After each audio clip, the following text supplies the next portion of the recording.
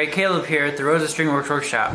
Today I've got something a little different from our usual instruments. I've got this 1965 Fender Jaguar. It needs a little bit of work up at the nut and a really good setup. I'm going to put it on the bench and show you what we're dealing with. So you can see up here where the nut should be, someone has actually knocked out kind of the back retaining bit where the nut goes. This guitar came in with a nut. It's uncut but fairly well sized. Well, the camera battery died. We're looking at where the nut goes, and this one on Fender guitars, there's typically a piece of wood on this side of the nut to help hold it in this way. That's why they're so thin.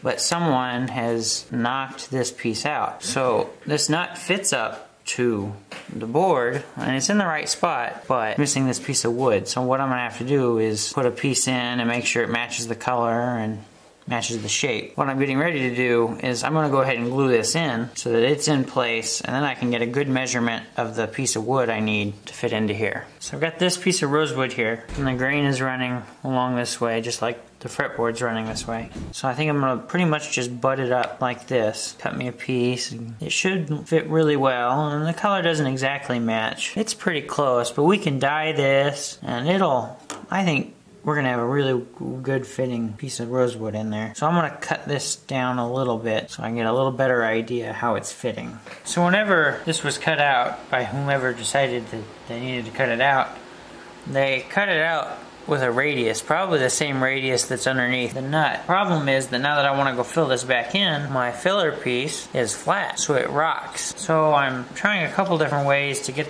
this kind of flattened out. I'm kind of using a file, and it's got a safe edge on this side, so I can put that against the nut, kind of work out that radius this way. Or what I can do is take a little bit of sandpaper and another longer flat, and get the sandpaper on just the bottom, that pressed down in there.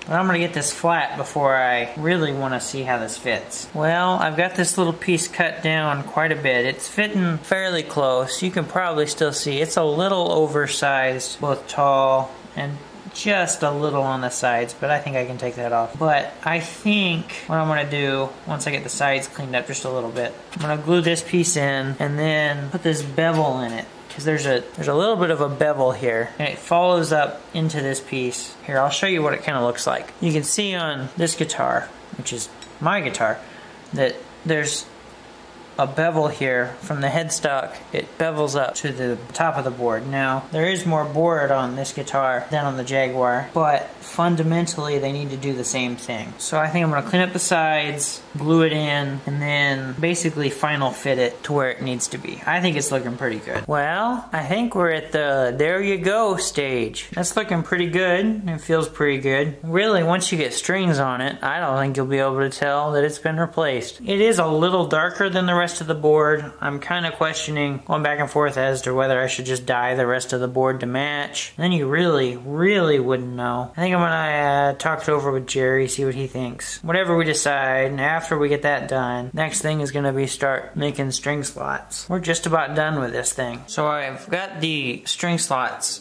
started on the nut, but Jerry came by and noticed that there were some fairly large divots in the first couple frets. So I went ahead and leveled them out. I've got them recrowned. Now I'm kind of cleaning them up, and I'm just taking a 600 and I'm running the whole length. This is leaving a little bit of gunk in between the frets, but there were some divots in here. We're gonna need to clean up between the frets on the board anyway. So in the interest of speed, just doing the whole board all at once, and then go back and clean up the wood, which I'm gonna would have had to have done anyway. Well, I think that's looking pretty good, pretty shined up. I think what I'm going to do next is work on cleaning up the board. So what I'm doing now is I'm taking the razor blade and I'm just trying to clean up in between these frets. The fretboard really wasn't all that bad, so it's not taking too much. I'm not going to film the whole thing. There's plenty of times Jerry's done this. The only real difference on the electric guitar is it's got quite a bit more radius, so I'm just trying to work in like little strips back and forth, and then work my way across to try to keep the radius. I'm gonna get finished with this, and then move on to the nut. I've got all the strings on it, and they're all cut pretty close, actually. Some of them might be a little high. The problem I ran into, actually, was that the saddles were set too low, and I had space beneath the strings here, but the strings were sitting on the frets down here. Luckily, on an electric guitar, they're easy to adjust. I just had to find this really small Allen head wrench to get in there and raise them up so they're not resting on the frets anymore. Well, I'm pretty happy with the heights on these strings. Now what I'm going through and doing is checking the intonation, making sure it's up to tune,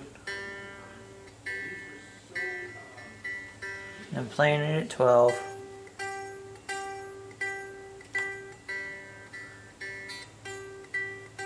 That G is a little flat, so I need to loosen this screw up a little bit. I think we're still just a little flat. Might have overshot it just a little bit. All it takes is real small adjustments. There we go, spot on. I'm gonna go through, do this to all the strings, get it all intonated, and we'll take a look at it. Well, I've got it all plugged in, and it's all tuned up. I could play the guitar. The problem is that I've plugged it in, and the volume's turned up, the pickups are turned on. I'll show you the problem. This switch right here is going out. If I press in on it, it plays. But if I don't hold it down, we don't get any noise. This isn't really what we were tasked with doing, so I'm gonna talk to Jerry about what we should do here. We might end up talking to the customer, see what he wants to do. But as it stands, it's set up and intonated. Can't really play it though because this switch is going out. Well, in the end here, there are a few problems with this guitar. I'd like to start off by looking at the bridge. You can see it is adjusted all the way up. Also, you can probably see it looks like this neck has been shimmed. And I wonder if it was shimmed too much, which making me raise the bridge up. That being said, I did just get off the phone with the customer, and he said to basically leave it like it is. He's gonna take care of the rest. So the electronics don't exactly work right, and the bridge is adjusted as far up as it'll go. We took care of what we were asked to take care of. Well, I'd like to play it so you could hear how it sounds, but with the switch not working and can't get a consistent output out of the jack, I really can't play it. So this is where I'm leaving it. The customer should be happy where it is. Thanks for watching.